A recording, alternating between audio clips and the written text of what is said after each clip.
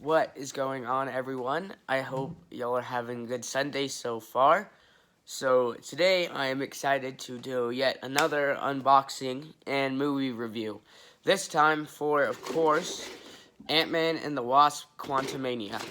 So, this is your spoiler warning, obviously. There will be spoilers in this video. And, I don't want the movie to be ruined for anyone. So, yeah, your spoiler warning is here. But let's get into the pops first, and I'll talk about the characters as I unbox them, and then we'll get into my movie review and my ranking. So first we have Ant-Man. So obviously this movie takes place after Endgame, and Scott, he's kind of gotten a little prideful, kind of being an Avenger has gotten into his head, but yeah, so he has been on a podcast. He's wrote a book. It comes with its own stand. Oh, that's pretty cool. So obviously he's wrote a book. He's an Avenger, right? He's pretty famous, and he's kind of selfish at this point in the MCU. He's kind of focused on himself, but after he gets pulled into the quantum realm, he learns to fight for others and do their and not do their bidding, but just help others in their battles, and that it's not all about him. But yeah, so this is his new suit. I really like the little bit of darker gray that this pop has and that the suit used. But yeah, he has the suit isn't that much different from previous Ant-Man suits, except the fact that it's like a nanotech kind of thing that's going on with his suit, where he can take out his that button, put it on, and then the whole suit will go on from there.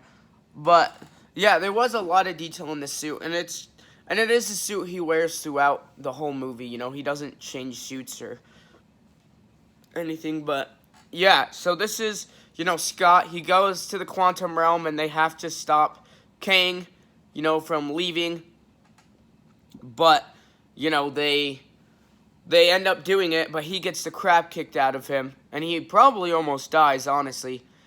But yeah, Scott is a really good character in this movie, although I will say at the beginning that this movie was more of a setup for Kang and just Phase 5 in general. But this was still a good movie, and I'll get into my movie review. But yeah, that's Scott, that's Ant-Man, right there. So let's get into Wasp. So if I had to complain about this movie in anything, it would be that Wasp, honestly, she didn't get that much character development. I don't know if it's just me, or if Evangeline Lilly didn't seem all that invested in this movie. She didn't seem to be giving it her whole effort. So yeah, this is her color. I know that it's a lot closer to the color scheme of the comics, and I know a lot of people have praised this outfit for that. But yeah, so she obviously, when they all get sucked down to the quantum realm, her main goal, along with her parents, Hank and Hope, is to find Scott and find Scott and Cassie before Kang does, because Kang needs them to go shrink down the core for his time chair. So yeah, she basically just hitches along for that, and then joins Scott in the final battle against Kang, in various fights. And then obviously she hops through the portal at the very end to help Scott beat Kang. And they say I love you, have a nice emotional moment. But she didn't really get a whole lot of character development. She just was kind of there along for the ride. And honestly, I don't know why this movie is called Ant-Man and the Wasp Quantumania. It honestly just should have been called Ant-Man Quantumania, because Wasp, she didn't really do that much. She was just kind of there, and she didn't really get that much character development. Not a whole. Some of these characters didn't get a whole ton of character development, but she was still, a good presence throughout. And this is her costume, obviously the bright yellow and blue blending together. You know, she has her wings, obviously. But yeah, so that's Wasp. She didn't do a whole lot in the film, but I mean, it's okay. It's fine. So let's get into, oh boy. Let's get into MODOK. So, this was probably one of the biggest oofs of the film. So MODOK is Darren Cross, right? Who used to Yellow Jacket. He got sent down to the quantum realm and his face got deformed. But holy cow, this pop is freaking heavy. So Kang finds him and transforms him into MODOK, which means mobile organism designed only for killing. You know. And he is the one that picks up Cassie's quantum signal and that tracks him down first. And obviously, you know, Scott and Cassie find out that Darren is MODOK, and he is tasked with bringing them to Kang. And then once, you know, everything kind of goes to crap, he's tasked with killing Cassie. And this mask does come off too, by the way. But you know, he's tasked with killing Cassie, and he gets the crap kicked out of her. And here's the part that bugs me the most about this movie. Is not about this movie, but about this character. So this character was already batshit crazy, right? And, you know, becoming MODOK would only make him so much more of a nut job. So a little girl telling him to stop being mean should not change this character. Like a little girl saying, hey, stop being a dick, because that's what, you know, she said in the movie. A little girl saying that shouldn't be enough to change him. You know, if he couldn't be changed earlier, some random little girl who he almost tried killing like almost 10 years earlier, this little girl shouldn't be able to change who he is. Like, I don't know. He just changed too quickly and it was out of character. But he dies, and his death scene is pretty funny. You know, he says he died in Avenger. And, you know, his heart monitor, obviously there in the front, the heart monitor, you know, flatlines and he dies, obviously, MODOK.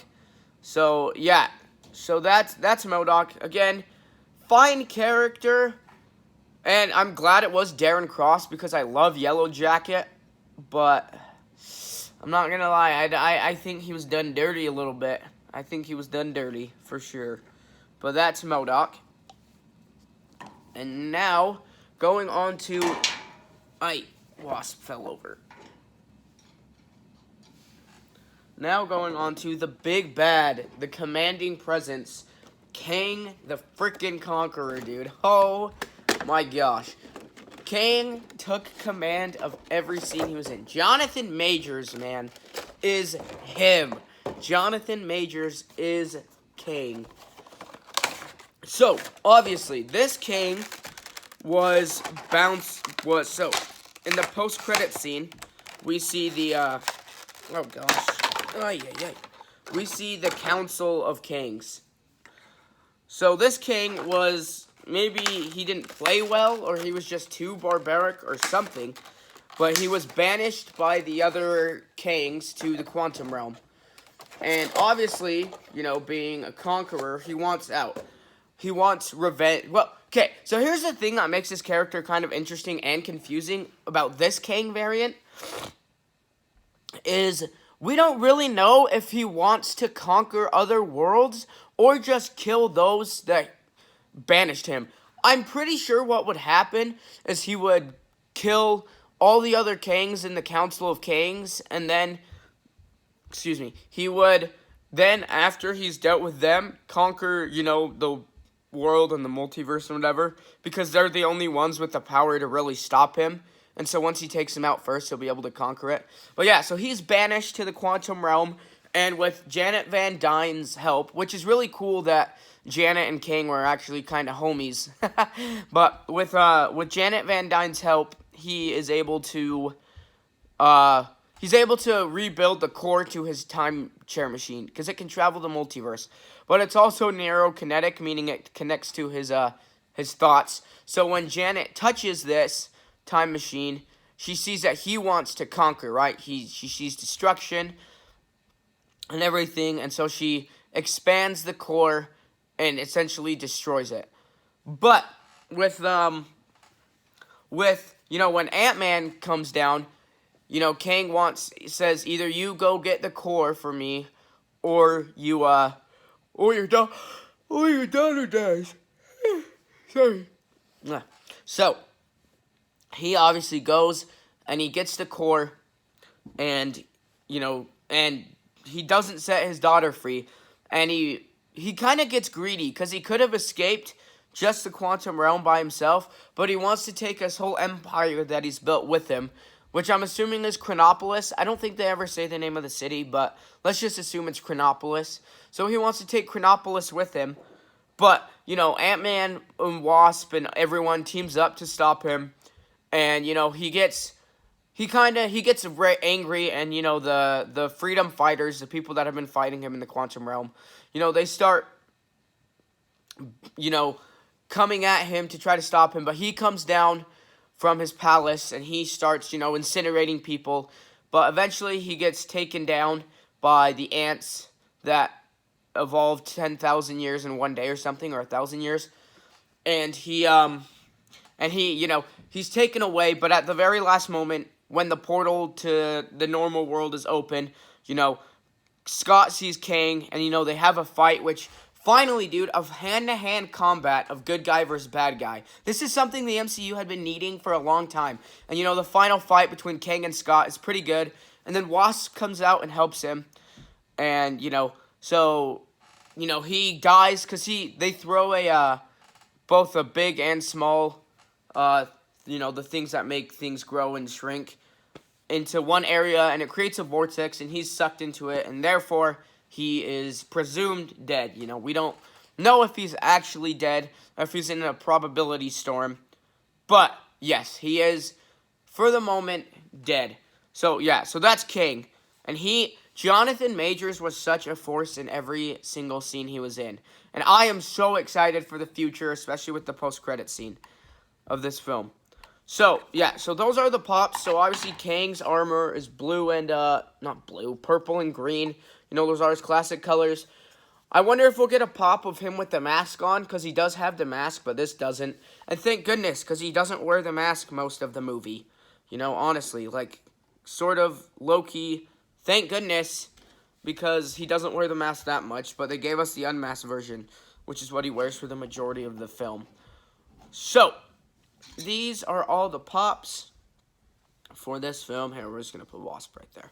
So, let's get into my my movie review. So, first, let's get the things that I didn't like out of the way. So, I think my review of this is a 7.8 out of 10. This film is it's close to an 8, but I don't think quite an 8. This film is definitely overhated, though. People said it was garbage, it was trash, it was bad, but not really. It really wasn't. So what I didn't like, obviously I already explained, MODOK, how I didn't like what they did with MODOK and how he was done dirty.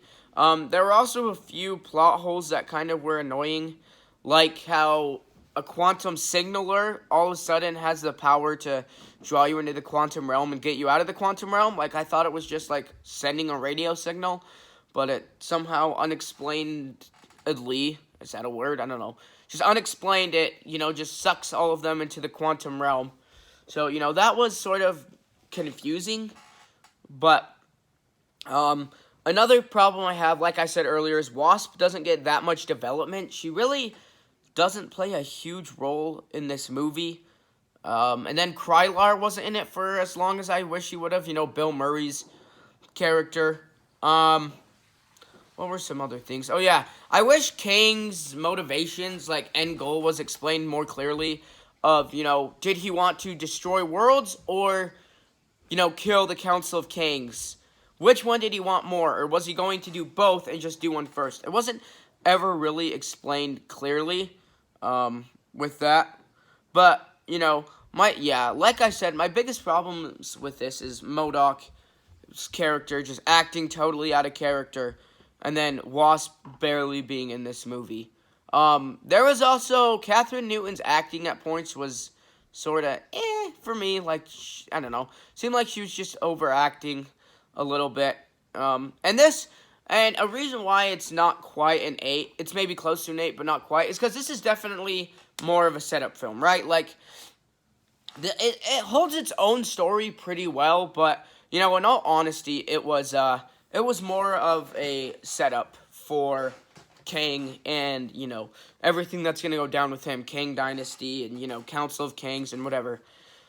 But let's get in. So that's like the things I didn't really like about this movie, but let's get into what I did like. So I really liked the family element of this, seeing Scott and Cassie's relationship, which has been, core to Ant-Man's character since the beginning, continue to grow and flourish and all that. That was good to see. That was really, awesome. Kang, dude, what can you say about this character that, like, hasn't already been said? Like, he's the next big bad. Jonathan Majors commanded every scene he was in. He was such a terrifying presence. His dialogue, his way of speaking, he's like, you thought you could win. Like, the way he says everything, is so freaking good. And it's like, what is your plan? Janet Van Dyne's like, what's your plan once you get out of here? And he's just like, win. Just like, alpha dominant male, I'm going to conquer everything. No, just kidding. But, seriously, Kang, it was so awesome. I'm so excited for the future of Kang Dynasty. Also, Ant-Man had some funny moments, especially with MODOK in his death scene. But at the beginning, too, there were some funny moments, and at the end. But, this film ends pretty well, too, with, Scott is, like, worried. He's paranoid, like, uh-oh, did I just unleash something bad, or is something more terrible going to happen? And obviously, the post-credit scene, we see the Council of Kangs. That's who the Avengers are going to be fighting in Kang Dynasty. And, oh my gosh, dude, I was so excited. And then, of course, we got the Victor Timely, Loki Season 2 post-credit scene. I'm super excited for that as well. And, again, this was just more of a setup film, for sure. But, knowing how well Kang performed and, Scott performed and all that, it was definitely a good movie. Definitely good. It wasn't the greatest, and, it definitely, you gotta remember that this movie was still made when, Marvel has changed now with Bob Chapek now back in. Bob Iger back in, I think. Now with Bob Iger back as CEO, Marvel's changed from a quantity to a quality thing. This was still the era where it was quantity. Oh, yeah. And I'll talk about that in a sec, too. About something I didn't like. This was still the era of quantity over quality Marvel. They only recently changed that up to be quality over quantity now. So it sort of makes sense. It wasn't the best, but I think we're going to get better projects going forward. The Marvel's definitely taken a good turn with that. But one thing I didn't like, too, is this also was a Phase 4 trope with MODOK of we can't have any bad guy stay a bad guy. Like, everyone has to have a redemption arc.